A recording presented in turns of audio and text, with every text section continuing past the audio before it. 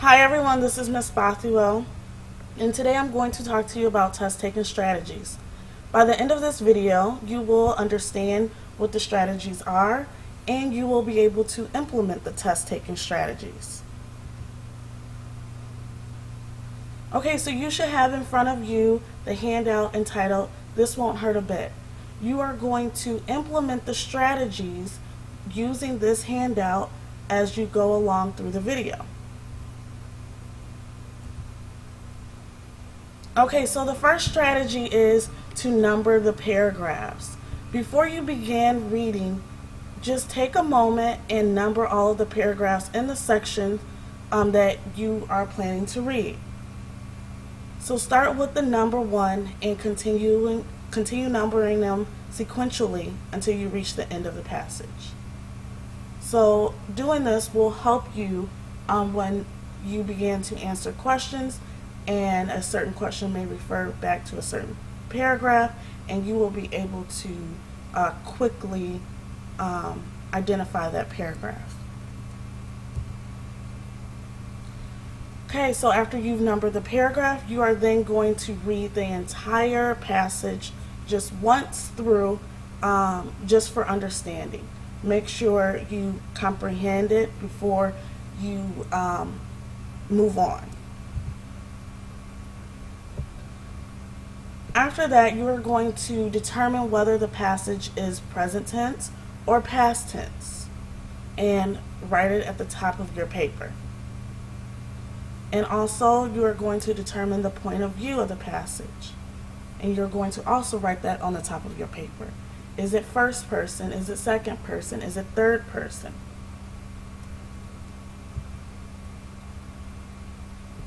Next, you are going to mark each question. You're going to mark each question for the passage that you just read by highlighting the sentence number that it wants you to look at and underline the type of question it is asking. After you have marked each question, find the sentence it is asking about in the passage and highlight it. And after you have highlighted the sentence in the passage, mark next to it so you know what you are supposed to be looking for or doing to that sentence. So let me give you an example of this strategy. So for example, I have question number 1. It says, what change, if any, should be made in sentence 5? So under my question number 1, I am going to highlight sentence 5, and then I am going to go back into the article and simply highlight all of sentence 5. And then the question will like me to edit, because it says what change, if any, should be made. So next to sentence 5, I am going to write editing.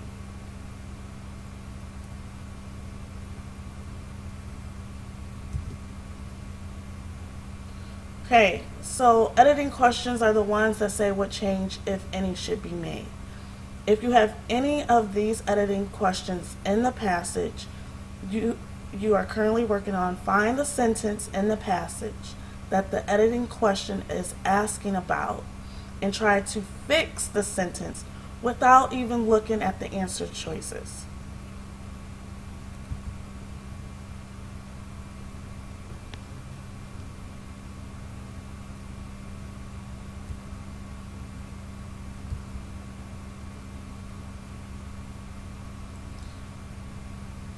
So you are going to go through and, like for example, number 1, just read over sentence 5 and figure out if there's anything in there that you feel needs to be changed, and change it or spot it before you actually read the answer choices. Okay, so then you are going to go back and read through the passage and the marks that you've made. So look for any additional mistakes that need to be fixed. Make note of those changes in the passage.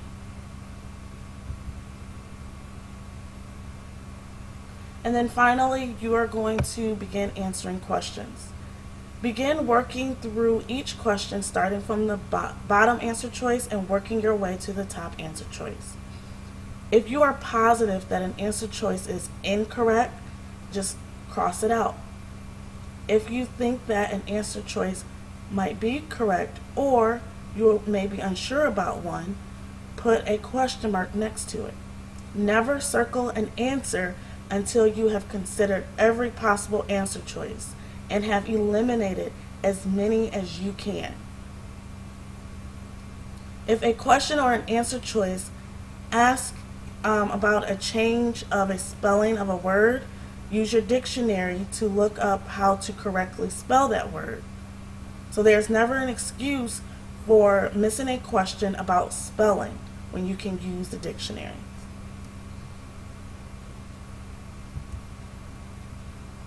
Okay, so here's an example.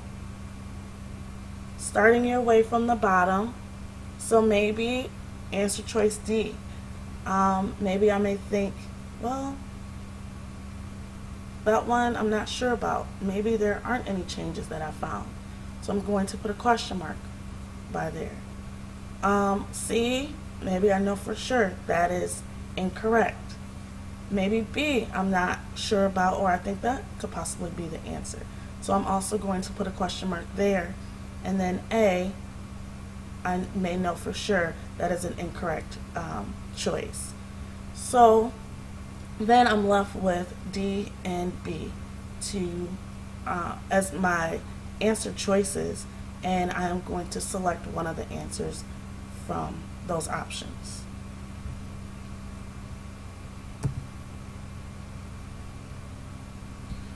Okay, so here's the final tip. Make sure when you're taking your test, you just take your time. Also, do not be afraid to ask your testing teacher for a highlighter or a dictionary. Make sure you read the passage carefully and don't be afraid to mark on it. Look for your fanboys' words in the passage. When you find them, check to make sure they follow their respective comma rules that we've been talking about. Do not rush through the questions. Read each answer choice carefully before selecting one, and double check your Scantron before turning everything in to make sure you didn't make any mistakes while bubbling. Ensure all bubbles match your test answers.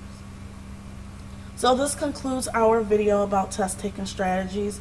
I hope that it was very helpful for you, and I hope that you are able to implement these test taking strategies so that you will be successful on any test that you take. Thank you.